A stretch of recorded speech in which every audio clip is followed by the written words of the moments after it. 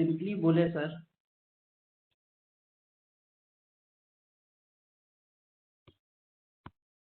Equivalent radius is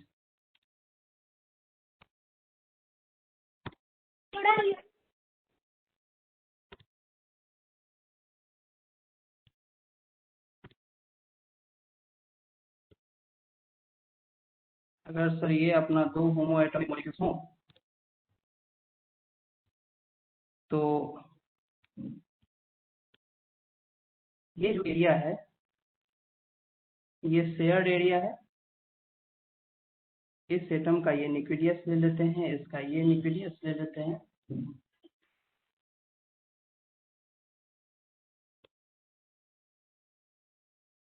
ये जो distance होगा sir in between the two nucleus,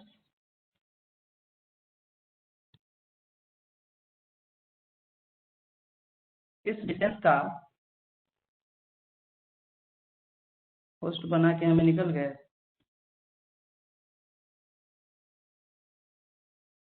हाँ, बेटर होता आज की क्लास को रिकॉर्ड नहीं करते अभी। सो इस डिस्टेंस का जो कोवैलेंट रेडियस लिखेंगे हम लोग, इस विषय की this is the molecules A, this is the atom A and this is the atom B. तो जो यहाँ पे कोवैलेंट रेडियस होगा आर ए का, कोवैलेंट रेडियस ए होगा, that is equal to d/2, ऐसा लिख सकते हैं।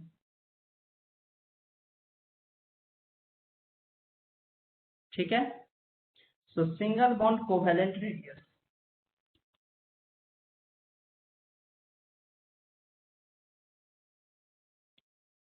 Single bond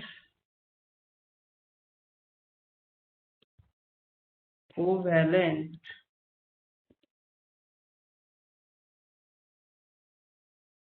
radius, single bond covalent radius.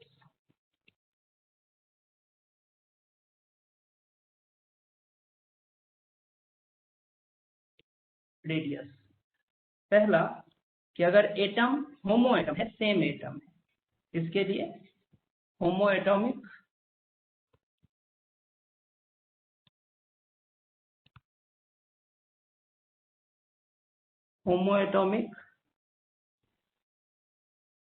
both atoms are same,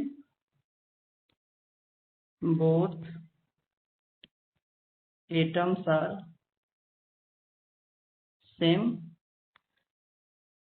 second है अपना हेटेरोएटॉमिक, both atoms are different, atoms are different। ठीक है, both atoms are same, both atoms are different। So first जो case है, जो होमो एटॉमिक का case है sir,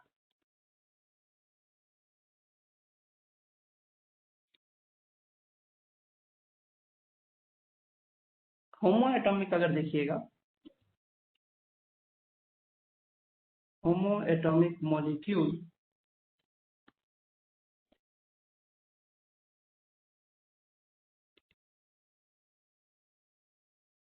तो इसमें तो अभी तुरंत हम लोग देखे थे कि अगर एटम होमो एटॉमिक होंगे तो इसके बीच की जो लिक्विडिया डिस्टेंस होगा तो उसका एग्जैक्टली हाफ कर दीजिए। अगर ये है तो ये भी ए और ये भी ए, तो covalent radius of A is equal to nuclear distance between A A divided by 2, या फिर इसी को हम लोग बोल सकते हैं bond length divided by bond length divided by 2।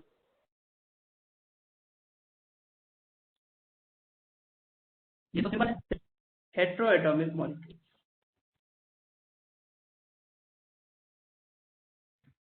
Sir, can you slide up?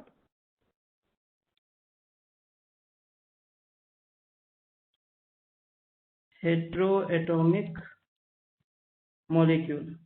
Yes, sir, done. Done ना? आज कैसे पीछे हो रहे हैं?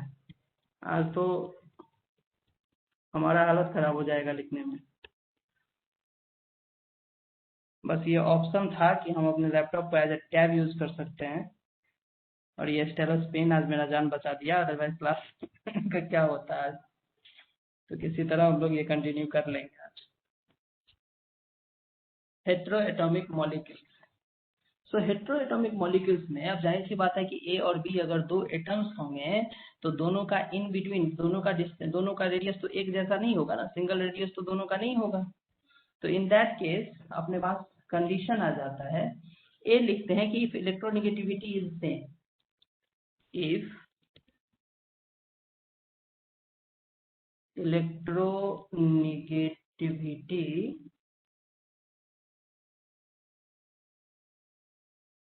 is same।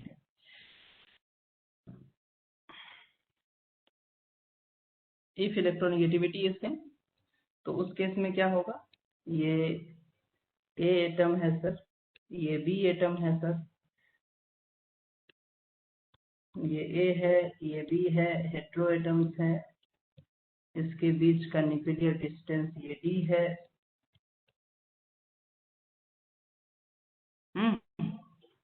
इसके बीच का न्यूक्लियर डिस्टेंस ये डी है sir.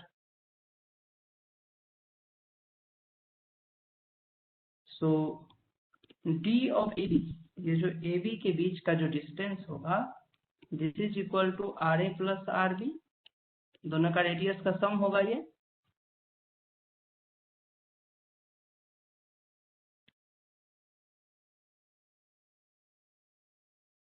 Are A plus R B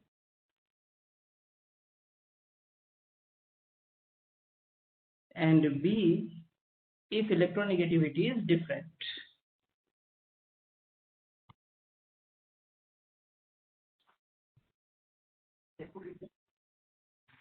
Test if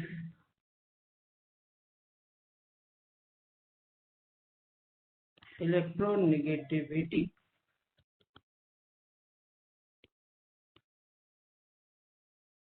is different,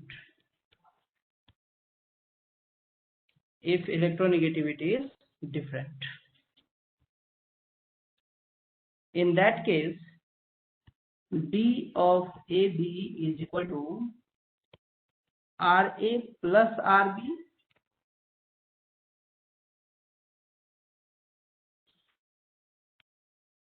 RA plus RB minus 0 point,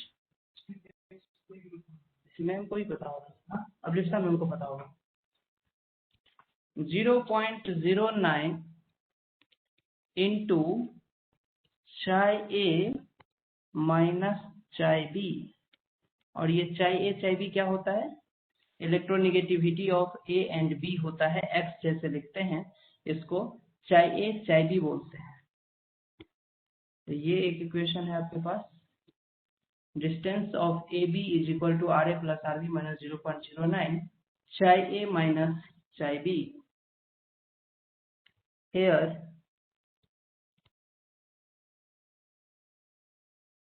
चाय A and chi B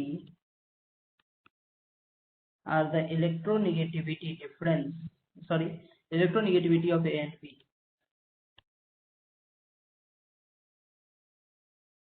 Electronegativity of A and B। Clear. इस इक्वेशन को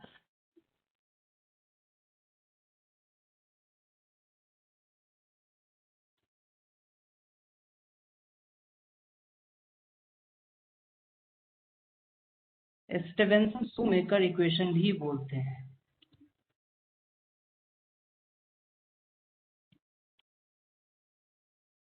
Stevenson and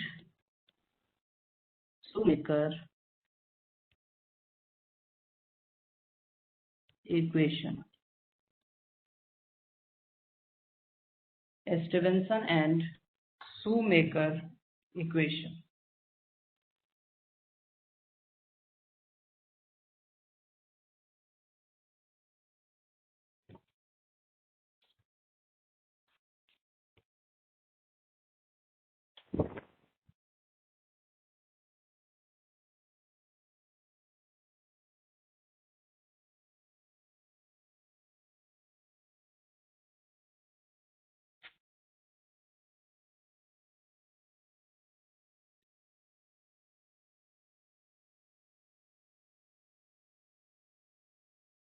किधर गया ये?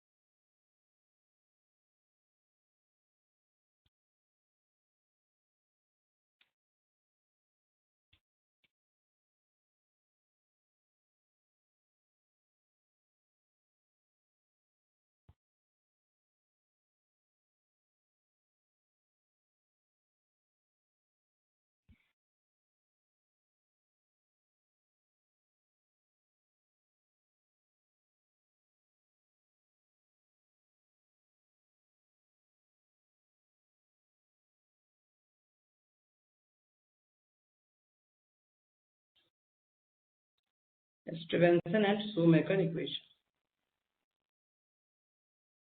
जो second equation है,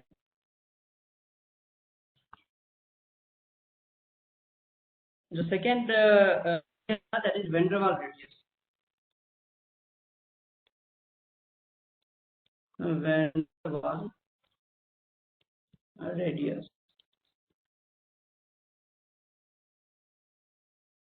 Van der Waal radius. It is defined as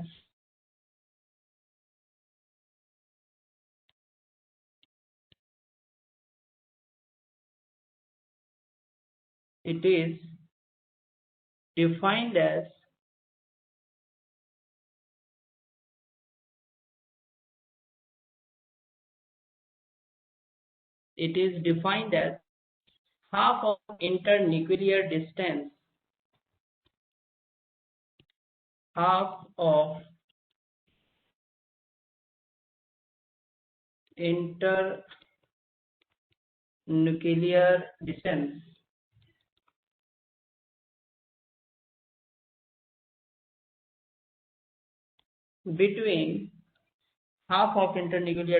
between two nearest molecule, between two nearest molecule, between two nearest molecules in non-bonded state, in non-bonded state.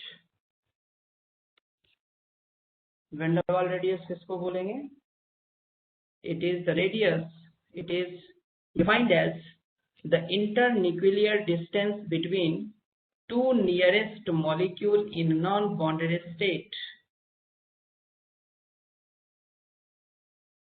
देखिए van der वाल radius जो है means आप मान लो कि एक molecules है, covalent molecules है, पोलर कोवेलेंट मॉलिक्यूल्स है। ये एक एटम हुआ उसका और ये दूसरा एटम हुआ, कुछ इस टाइप से बॉन्ड बना के रहता है। ये ए है, ये बी है, ये इसका दोनों का न्यूक्लियस, ठीक है ना। तो ये एक सेपरेट मॉलिक्यूल्स हुआ। ऐसा ही दूसरा मॉलिक्यूल्स होगा सेपरेटली, और दोनों van der Waal force of attraction से अट्रैक्टेड होगा। दोनों molecules separate molecules, two separate molecules. आज लिखना मुश्किल हो रहा है तो डायग्राम कैसे बनाएंगे? ये मान लो ए हो गया और ये मान लो बी हो गया, या फिर ये कर लो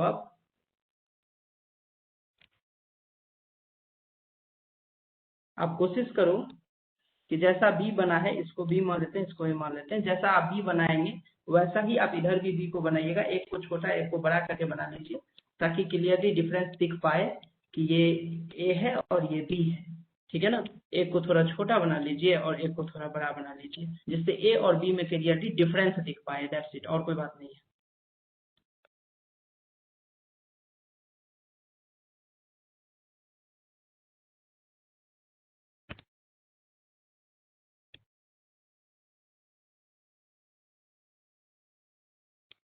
चैटिंग नहीं पढ़ पा रहे हैं, तो जो भी प्रॉब्लम होगा वो माइक ऑन करके बोलिएगा जरा। तो यहाँ पे ये बी हो गया। अब मान लीजिए कोई दूसरा मॉलिक्यूल आएगा जिसमें ये ए है, ये बी है, तो हम तो नहीं बना पा रहे हैं वैसे ए और बी को सेपरेट और डिफरेंट।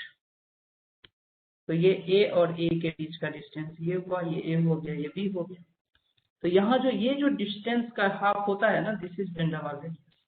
ये मान लो d1 हो गया और इस दोनों के बीच का डिस्टेंस मान लो d2 हो गया, ठीक है ना। तो ये जो ए के बीच का डिफरेंस है, सो वेन डर वाल रेडियस ऑफ बी अगर बोलेगा तो क्या लिखेंगे आप बोलेंगे d of B B divided by 2। अगर आपको वेन डर वाल रेडियस ऑफ ए पूछ रहा है तो distance between A divided by 2, this is when डर वाल रेडियस। थोड़ा थोड़ा समझ में आ रहा है नहीं यार?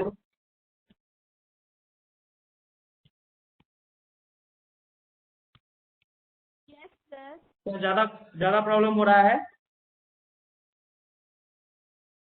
No, sir. ए बी कोई मॉलिक्यूल्स है जिसमें हम ए का और बी का वेन डर वाल रेडियस निकाल रहे हैं। वेन डर वाल रेडियस का मतलब है कि वेन डर वाल जो फोर्स ऑफ अट्रैक्शन होता है, क्या? Yes sir.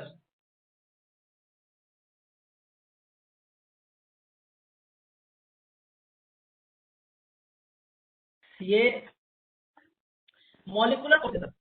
वेन डर वाल फोर्स एटॉमिक फोर्स नहीं है सर, मॉलिकुलर, दो मॉलिक्यूल्स के बीच का फोर्स है वेन डर वाल फोर्स। ये वीक फोर्स होता है बिकॉज ऑफ पोलैरिटी के वजह से आता है सर। ये तो दो कोवेलेंट मॉलिक्यूल्स, सेपरेट मॉलिक्यूल्स एक दूसरे से अटैच है अगर वेन डर वाल, वीक वेन डर वाल फोर्स ऑफ अट्रैक्शन से, तो हम क्या करते हैं कि दो सेम एटॉमिक नंबर के बीच का डिस्टेंस मेजर कर लेते हैं और उसको हाफ कर देते हैं। तो हम उस हिसाब से बोलते हैं कि वेन डर वाल रेडियस ऑफ बी हो गया, वेन डर वाल रेडियस ऑफ ए हो गया। अब सर इसको देख के हमें ये लगता है कि किसी भी एटम का जो वेन डर वाल रेडियस होगा ना, उसका वैल्यू मैक्सिमम होगा, सबसे ज्यादा होगा। दिमाग में आप इस बात को बैठा के रखिए कि सर किसी भी आइसोलेटेड एटम का रेडियस हम नहीं निकाल सकते हैं। तो हम रेडियस कब निकालते हैं? कंबाइंड स्टेट में निकालते हैं। रेडियस कब निकालते हैं? कंबाइंड स्टेट में निकालते हैं। लाइट कटा हुआ है, एसी बंद है, सारी प्रॉब्लम अजीब है।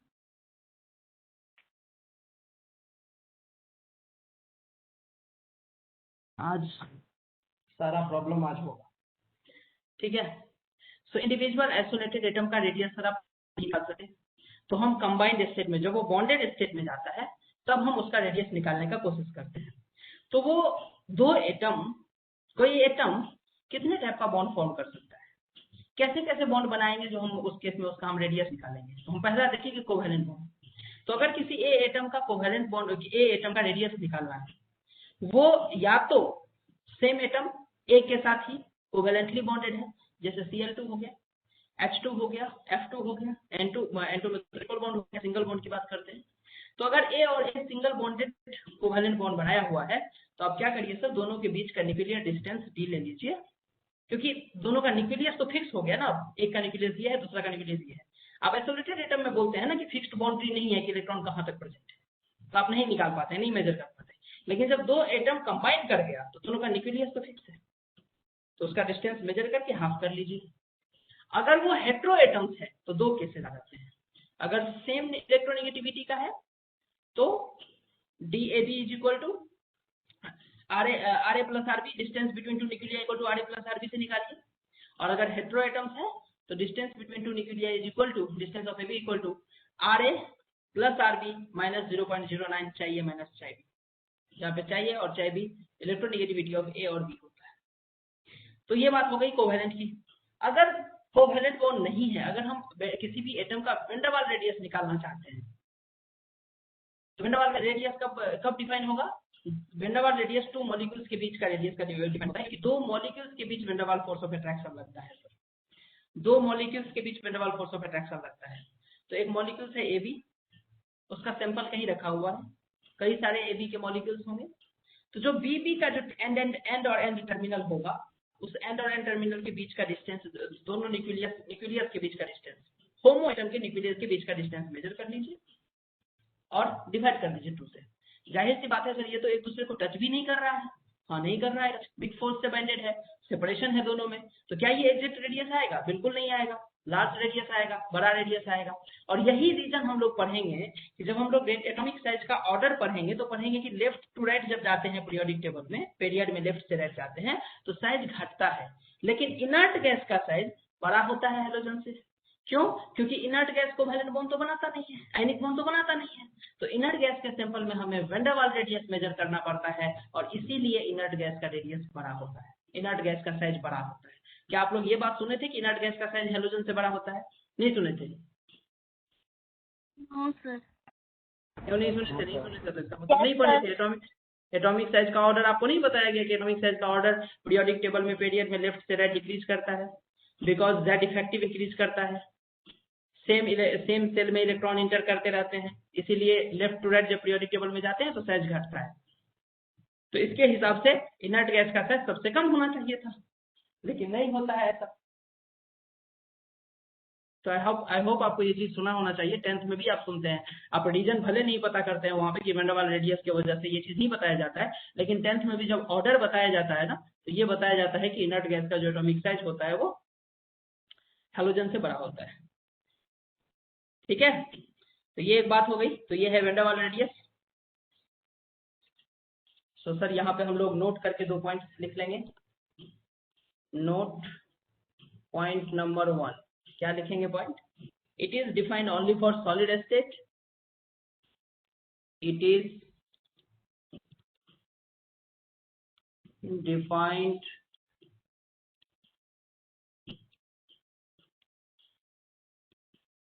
only for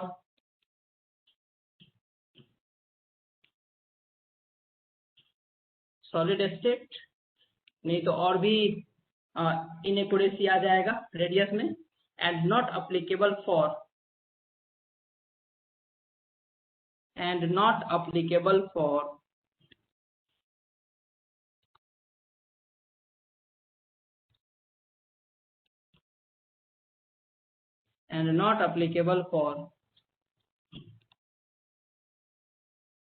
metal.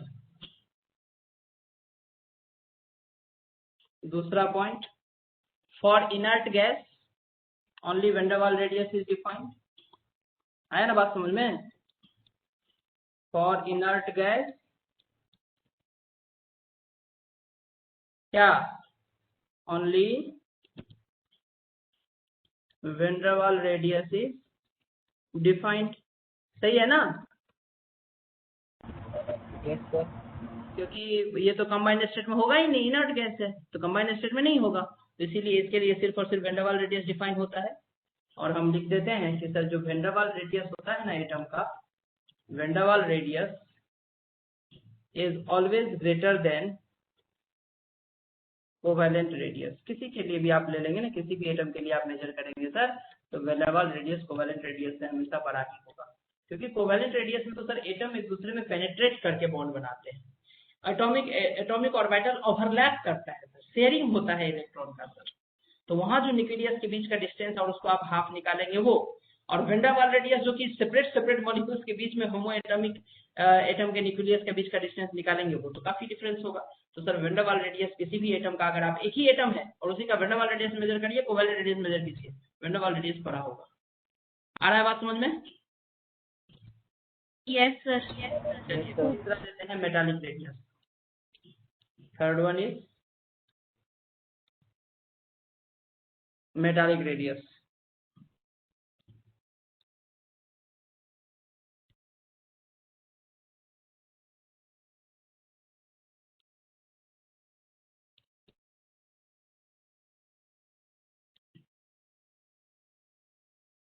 Metallic radius,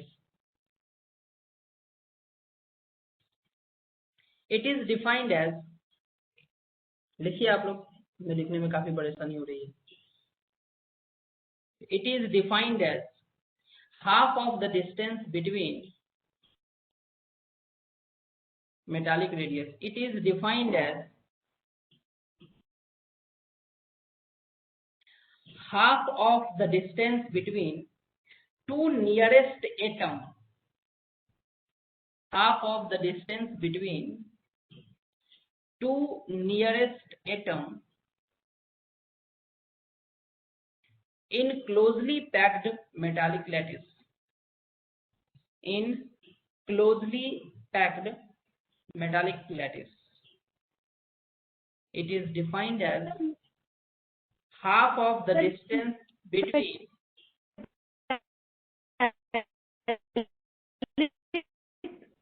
कुछ भी आवाज नहीं आ रहा है आपका। तो मेटालिक के बाद क्या बोल रहे हैं, रिपीट कर रहे हैं। It is defined as half of the distance between two nearest atom in closely packed metallic lattice. Lattice का नाम नहीं सुने हैं क्या?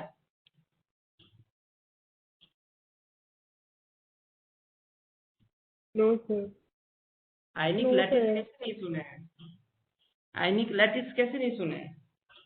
NaCl का लैटिस स्ट्रक्चर नाम तो सुने ही होंगे। चलिए, सो मेटल कैसा होता है सर कि मेटल जो होता है वो हार्ड होता है। पढ़े, मेटल हार्ड होता है। क्यों?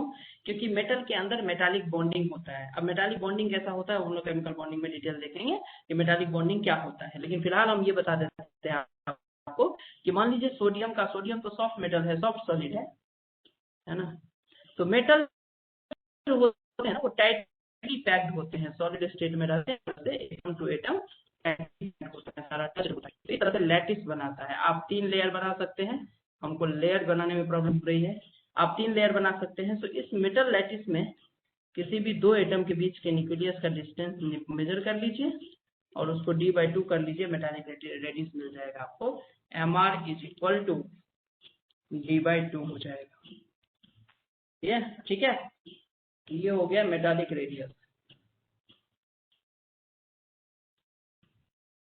अब जो हमारा ऑर्डर हो जाएगा वो हो जाएगा R van der Waals radius. Van der Waals radius ये सबसे बड़ा, उससे छोटा हो गया मेटालिक रेडियस Mr, और उससे छोटा हो गया कोवेलेंट रेडियस। ये ऑर्डर पूछता है दोस्त,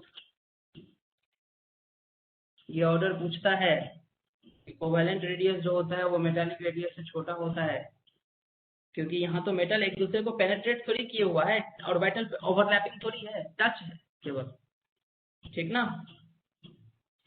चलिए, अब एक बच गया आयनिक रेडियस। तो आयनिक रेडियस को हम लोग बाद में पढ़ेंगे। आयनिक रेडियस से पहले हम लोग पीरियोडिसिटी इन एटॉमिक रेडियस पढ़ेंगे, क्योंकि आयन सेपरेट चीज है ना, इसीलिए आयनिक रेडियस में बहुत सारी बातें आता है, तो उसको हम लोग आगे पढ़ेंगे। पहले हम लोग पीरियोडिसिटी इन एटॉमिक रेडियस पढ़ेंगे। सो नेक्स्ट हेडिंग देंगे periodicity in atomic radius.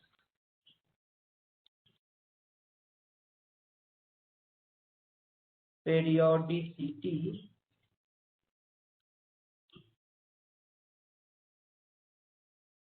in atomic radius. Periodicity in atomic radius. So first point क्या लिखेंगे? Along period. Along period. Period समझ रहे हैं?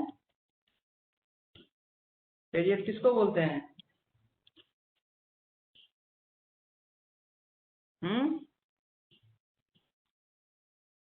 तो हॉरिजॉन्टल रोज, हॉरिजॉन्टल रोज को पीरियड बोलते हैं। So left to right atomic size क्या होगा? डिक्रीज करेगा। एटॉमिक साइज डिक्रीजेस, हम डाउन एरो देते हैं डिक्रीजेस का। ऐसा क्यों होता है? क्योंकि Z इफेक्टिव इंक्रीज कर रहा है। Z इफेक्टिव अगर बढ़ेगा तो फोर्स ऑफ अट्रैक्शन बढ़ेगा, फोर्स ऑफ अट्रैक्शन बढ़ेगा तो एटम कॉन्ट्रैक्ट करेगा, छोटा होगा। आ रहा है बात समझ में? क्या नहीं समझ में आ रहा है? मान लीजिए third page, sodium, magnesium, aluminium, silicon, phosphorus, sulphur, chlorine, argon, potassium, calcium, argon का। तो जब आप लेफ्ट से राइट जा रहे हैं तो होता क्या है कि थर्ड पीरियड में आपको पता है कि इलेक्ट्रॉन 3 सेल में, थर्ड सेल में ही इंटर करेगा, 4 में नहीं जाएगा। मतलब valence shell is third shell. So 3 के S में जाएगा, फिर P में जाएगा, फिर 3 के S में जाएगा और P में जाएगा, D में नहीं जाएगा, उससे पहले 4S में इलेक्ट्रॉन जाता है। सो S और P में इलेक्ट्रॉन एंटर करेगा, तो मतलब नंबर ऑफ सेल कांस्टेंट है, 3 ही सेल होंगे। अब उस थर्ड सेल में नंबर ऑफ इलेक्ट्रॉन बढ़ रहा है और न्यूक्लियस में नंबर ऑफ प्रोटॉन बढ़ रहा है, तो मतलब Q1 और Q2 का वैल्यू बढ़ रहा है, तो फोर्स ऑफ अट्रैक्शन बढ़ेगा ना, क्योंकि F is directly proportional to the charge, product of charge Q1 into Q2। अरे समझ रहे हो बात, नहीं समझ रहे हो? न्यूक्लियस का चार्ज बढ़ेगा क्योंकि नंबर ऑफ प्रोटॉन बढ़ रहा है, एटॉमिक नंबर बढ़ रहा है, और इलेक्ट्रॉन बढ़ रहा है, सो फोर्स ऑफ अट्रैक्शन बढ़ेगा। नंबर ऑफ सेल कांस्टेंट है, along the period number of shell constant रहता है, सो एटॉमिक साइज डिक्रीज करेगा। अरे ये बात समझ में आया नहीं आया? Yes. चलिए हम एक लाइन में लिखे हैं, आपको अगर 1 नंबर या 2 नंबर में बुक में ये क्लास टेस्ट में पूछता है तो आप ऐसे नहीं लिख दीजिएगा एक लाइन, थोड़ा सा एक्सपेंड करिएगा, उस चीजों को लिखिएगा कि क्या हो रहा है। along the period number of cell is constant and number of proton and electron increases, so force of attraction between proton and electron increases, because of that atomic size decreases। लिख लेंगे ना? Yes, sir. Yes sir। along group,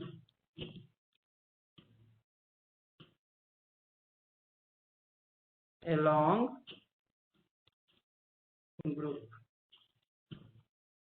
group के along top to bottom की बात करेंगे। Top to bottom क्या होगा? Atomic size increase करता है। Top to bottom, number of shell increases, number of cell increases, Z effective remains constant, याद है?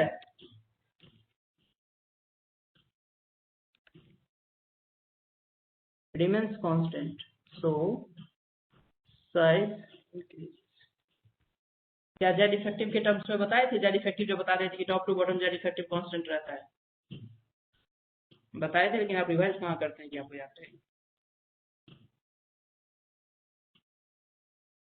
इसको लिखिए, नीचे 2-3 लाइन पैसेज लिख लीजिए। हो गया यहाँ तक? Yes, sir. Yes, sir. On moving top to bottom in any group, on moving top to bottom in any group, on moving top to bottom in any group,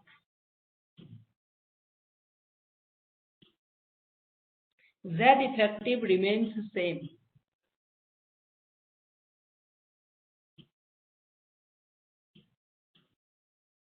Z effective remains same, but number of cell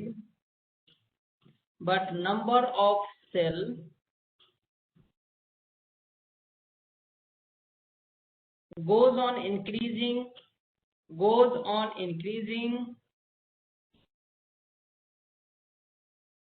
on moving top to bottom in any group. Z effective remains same, but number of cell goes on increasing, due to which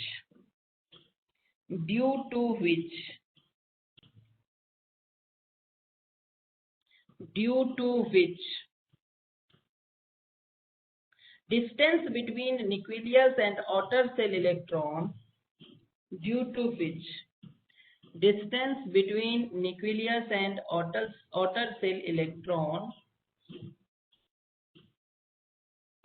due to which distance between nucleus and outer cell electron increases and hence size increases, due to which distance between nucleus and outer cell electron increases,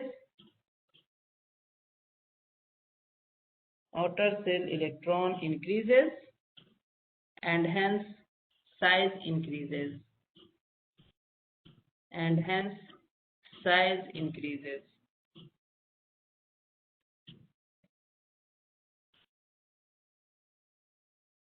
ठीक है। चलिए, तो ये तो हमने general trend बोल दिया कि लेफ्ट से राइट पीरियड में जाएंगे तो साइज डिक्रीज करेगा क्योंकि जेड इफेक्टिव इंक्रीज करता है, और टॉप टू बॉटम किसी ग्रुप में जाएंगे तो साइज इंक्रीज करेगा क्योंकि नंबर ऑफ सेल इंक्रीज करता है और जेड इफेक्टिव रिमेन सेम रहता है। सो डिस्टेंस बिटवीन जो वैलेंस सेल इलेक्ट्रॉन है और न्यूक्लियस है वो बढ़ जाता है, एटॉमिक साइज इंक्रीज कर जाता है। मैं आपको कुछ चीजें यहाँ पे स्पेसिफिकली करते हैं। अगर हम आपको बोले पीरियड 1 के बारे में, पीरियड फर्स्ट पीरियड के बारे में, तो फर्स्ट पीरियड के बारे में क्या होगा बताइए? हाइड्रोजन है और हीलियम है। अब इसमें क्या बोलेंगे आप, किसका रेडियस बड़ा होगा, हाइड्रोजन का या हीलियम का? बोलो किसका साइज बड़ा होगा? हाइड्रोजन। हाइड्रोजन का। हाइड्रोजन। हीलियम का होगा ना यार, इनर्ट गैस है ड्यू टू वैन डर वाल radius. For inert gas we measure van der वाल रेडियस। भूल जाते हैं ना तुरंत? अभी तो बताए थे कि इनर्ट गैस का रेडियस बड़ा होता है हैलोजन से। यहाँ हैलोजन नहीं है, यहाँ हाइड्रोजन के बाद हीलियम है जस्ट। तो हीलियम के केस में चूंकि हम वैन डर वाल रेडियस मेजर करते हैं सर, हाइड्रोजन के केस में हम कोवेलेंट रेडियस मेजर करते हैं, इसके वजह से हीलियम का साइज हमें बड़ा आता है। तो ड्यू टू वैन डर वाल रेडियस।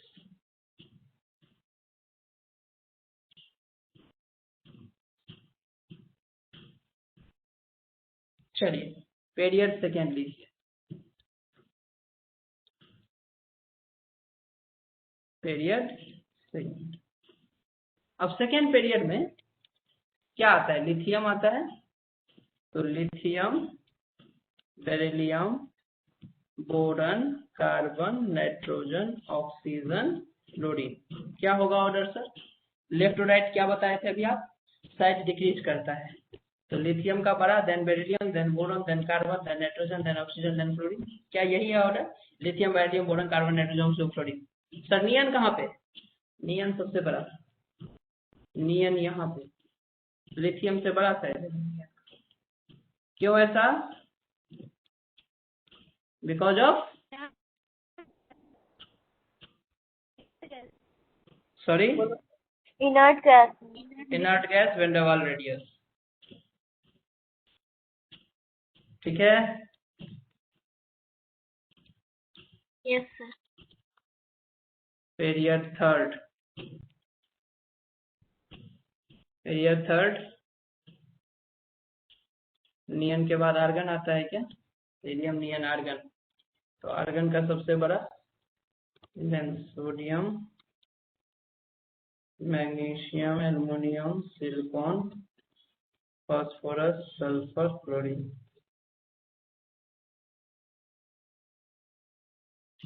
ठीक है?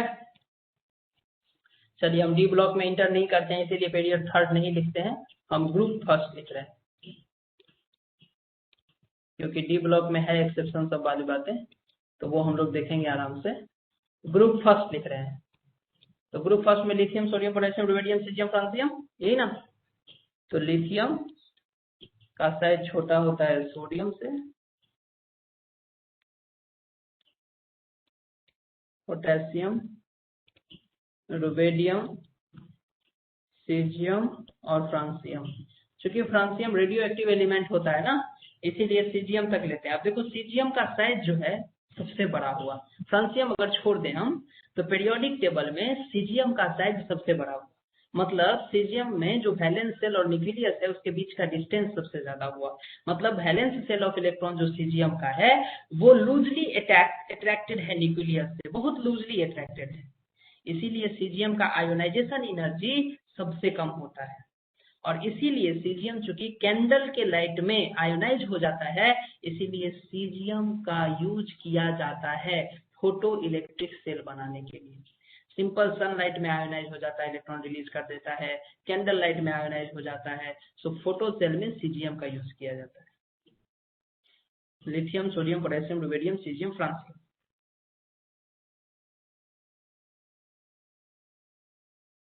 ठीक है? Yes sir. ग्रुप सेकेंड, ये सब इंफॉर्मेशन बेस्ड चीज है ना, तो ये सब इंफॉर्मेशन तो रहता है लोगों को, नहीं रहता है क्या?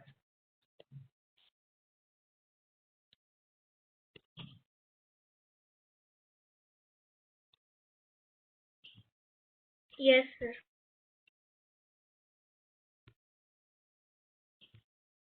Beryllium, magnesium, calcium, strontium, barium, ये ऑर्डर हो जाएगा। अपना क्लास टाइमिंग क्या है दोस्त?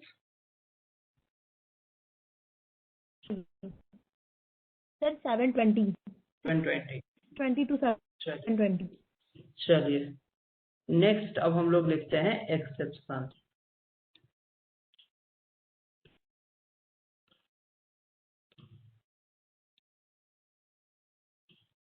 थोड़ा सा भी पहले मुझे ये बात पता होता ना कि हम पेन छोड़ के आए हैं आज घर पे, तो अपने पास सेटअप था, हम यहाँ पे स्मार्ट बोर्ड पे लिख लेते,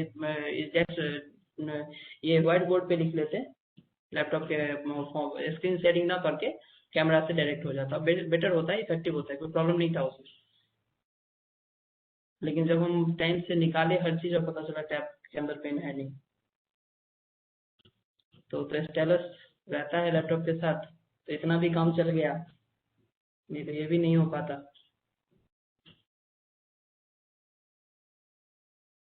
exception first, D block.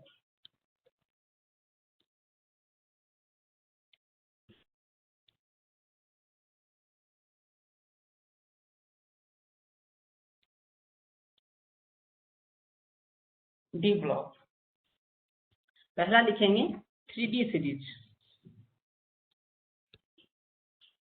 3D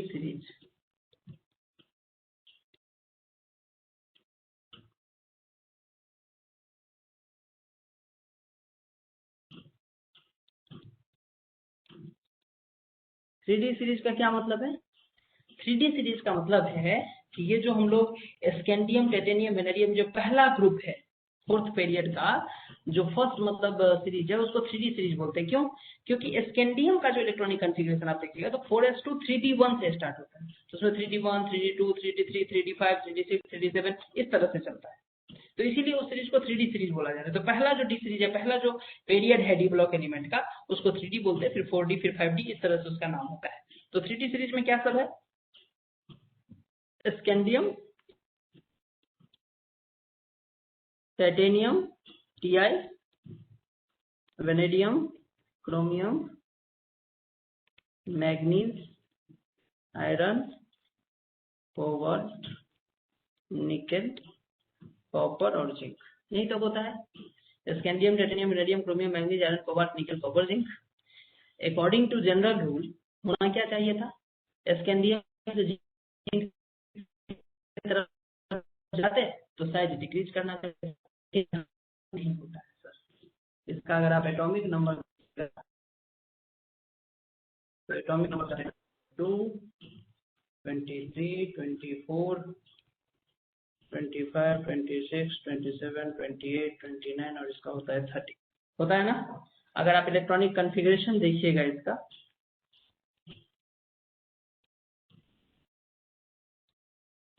पूरा नहीं लिखेंगे, वैलेंस सेल का लिखेंगे, तो ये होगा 3d1, 3d2, 3d3, आपको पता है ये 3d5 होता है, 3d4 नहीं होता है, ये 3d5 होता है, और मैग्नीज भी 3d5 होता है। अरे एग्री करते हो सब लोग? नहीं करते हो? समझ में आ रहा है ये बात? Yes, sir. क्रोमियम का एक्सेप्शन याद है ना, 4s2 और 3d5 होता है।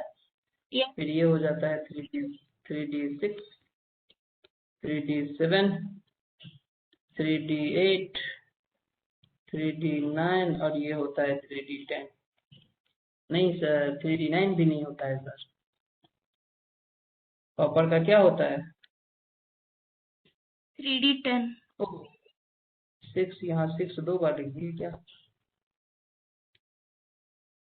3d7, 3d8 और ये होता है 3d10 4s1 और जिंक होता है 3d10 4s2। तो ये है अपना इलेक्ट्रॉनिक कॉन्फ़िगरेशन, ठीक है। सो होता क्या है कि आप जब 1 से लेकर के 3 तक जब जाइएगा ना, 5 भी 2 बार लिखा है। हाँ जी, अच्छा 5 2 बार लिखा है, 1 2 3, अच्छा यहाँ हाँ 5 2 बार होगा, 5 2 बार होगा ना मैडम। क्रोमियम का एक्सेप्शन वाला 5 है, वो 3d4 नहीं होता है ना, ठीक है ना?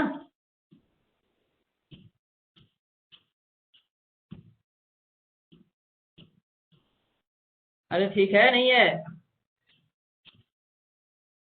Yes, sir. अरे क्रोमियम में 4s1 हो जाता है ना, 4s1 3d5। Yes, sir. Sir. क्या? हाँ बोलो। Yes, sir. ठीक है तो Yes, sir, sir. Z effective increase करेगा, साइज डिक्रीज करेगा। तो D3 तक कोई प्रॉब्लम नहीं है। इसके बाद D5 से लेकर के D7 तक जो हम लोग देखते हैं, या D8 तक, यहां पे क्या होने लगता है, जेड इफेक्टिव घटने लगता है। क्यों घटने लगता है? हाँ, क्योंकि इलेक्ट्रॉनिक रिपल्सन बढ़ने लगता है। क्या हम ठीक बोल रहे हैं? हाँ, इलेक्ट्रॉन का रिपल्सन बढ़ने लगता है, इसीलिए साइज घटने के बजाय, डिक्रीज होने के बजाय ऑलमोस्ट सेम होने लगता है। और यहाँ पे देखेंगे तो रिपल्सन और बढ़ जाता है, इलेक्ट्रॉनिक रिपल्सन डोमिनेट कर जाता है। इलेक्ट्रॉन रिपल्सन इंक्रीज कर जाता है, जिसके वजह से साइज इंक्रीज कर जाता है। तो यहाँ कुछ देर साइज कांस्टेंट, साइज डिक्रीजेज और फिर साइज इंक्रीजेज। ये 3D सीरीज का पैटर्न है। हम लोग एक्चुअल ऑर्डर लिखते हैं, पहले आप रीजन समझिए, फिर हम लोग एक्चुअल ऑर्डर लिखेंगे इसका। Scandium, titanium, vanadium, chromium, manganese, iron, cobalt, nickel, copper, zinc. ठीक है, इनिशियली नॉर्मल ऑर्डर फॉलो करता है, ये कोई तकलीफ नहीं है। लेफ्ट से राइट जाइएगा, साइज डिक्रीज करेगा। डी का सेल्डिंग 4 होता है, बट इलेक्ट्रॉन रिपल्सन जब आगे बढ़ेंगे तो जेड इफेक्टिव जितना बढ़ेगा, जितना प्रोटॉन का नंबर बढ़ेगा, फोर्स ऑफ अट्रैक्शन बढ़ना चाहिए था, लेकिन इलेक्ट्रॉन रिपल्सन बढ़ने के चलते ये दोनों एक दूसरे को कंपनसेट कर देता है, तो साइज कांस्टेंट होने लगता है और लास्ट में जाकर के उल्टा साइज बढ़ जाता है। तो इसका जो एक्चुअल ऑर्डर होता है, सो ऑर्डर, इसका अगर हम ऑर्डर लिखेंगे, आप लोगों से अनुरोध है कि आप एनसीईआरटी चेक कर सकते हैं, आप कोई और रेफरेंस बुक चेक कर सकते हैं, आप गूगल चेक कर सकते हैं, लेकिन हाँ, मैं जो ऑर्डर लिख रहा हूँ वो बिल्कुल करेक्ट ऑर्डर है। मल्टीपल बुक चेक करेंगे, हो सकता है बुक में भी इधर उधर थोड़ा करके लिखता है इसका ऑर्डर। आप परेशान बिल्कुल मत होइएगा, ठीक है ना, एकदम परेशान मत होइएगा।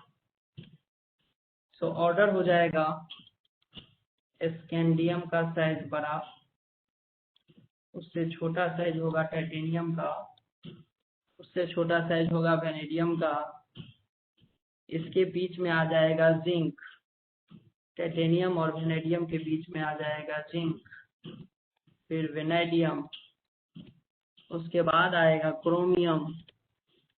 अब यहाँ पे हम इक्वल टू में मैग्नीज लिखते हैं, इक्वल टू में क्रोमियम मैग्नीज आयरन लिखते हैं।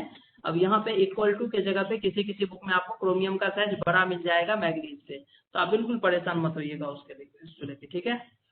फिर हो जाएगा कोबाल्ट, फिर हो जाएगा कॉपर, आयरन, मैग्नीज, आयरन के बाद कोबाल्ट, कॉपर, जिंक ना, निकेल। सर कोबाल्ट नहीं, यहाँ पे कॉपर आता है, ऑलमोस्ट कॉपर के आयरन के बराबर, ऑलमोस्ट इक्वल ही कॉपर को लेते हैं, फिर कोबाल्ट, फिर निकेल, ऐसे। ये हम एक्चुअल ऑर्डर आपको लिख के दिए हैं, आप अपने मन के तसल्ली के लिए आप सर्च कर सकते हैं एक आध जगह, और इसमें आपको वेरिएशन अगर मिलेगा कहीं भी, तो ये क्रोमियम, मैग्नीज, आयरन, कॉपर, ये जो तीन का हम इक्वल किए हैं ना, वहां पे क्रोमियम का ज्यादा मैग्नीज से कहीं दे सकता है, कोई दिक्कत नहीं है। तो उसके लिए परेशान मत होइएगा। Scandium, titanium, zinc, palladium, chromium, manganese, iron, copper, cobalt, nickel, आप ये ऑर्डर याद कीजिए, आपका क्वेश्चन गलत नहीं होने वाला है, टेंशन लेने का जरूरत नहीं है। Yes sir. ठीक है, चलिए तो टाइम हो गया है, और इस साइज के बारे में नेक्स्ट क्लास में हम लोग फिर से थोड़ा सा आपको एक्सप्लेन करेंगे। सर स्लाइड डाउन करिए ना। हाँ, स्लाइड डाउन कीजिए ना, कितना स्लाइड डाउन करें, इतना ही ना। सो एक्सेप्शन वाली बात हम फिर से एक्सप्लेन करेंगे क्या नेक्स्ट क्लास में, और फिर हम देखेंगे बोरॉन फैमिली में क्या एक्सेप्शन है, ग्रुप वाइज क्या एक्सेप्शन है, 3D सीरीज का एक्सेप्शन देखे हैं, क्यों एक्सेप्शन है, लेंथेनाइट कॉन्ट्रैक्शन क्या होता है, डीप ब्लॉक कॉन्ट्रैक्शन क्या होता है, इसको देखेंगे। देन उसके बाद जाकर के आता है आपका आयनिक रेडियस, ठीक ना। तो आयनिक रेडियस, आयोनाइजेशन एनर्जी, तो वो सब चीजें इसके बाद। तो एटॉमिक साइज देखे हैं सिर्फ आज हम थोड़ा और कर पाते, अगर लिखने वाली सिस्टम थोड़ा फ्रिक्वेंट होता तो टॉपिक थोड़ा सा और होता ज़्यादा।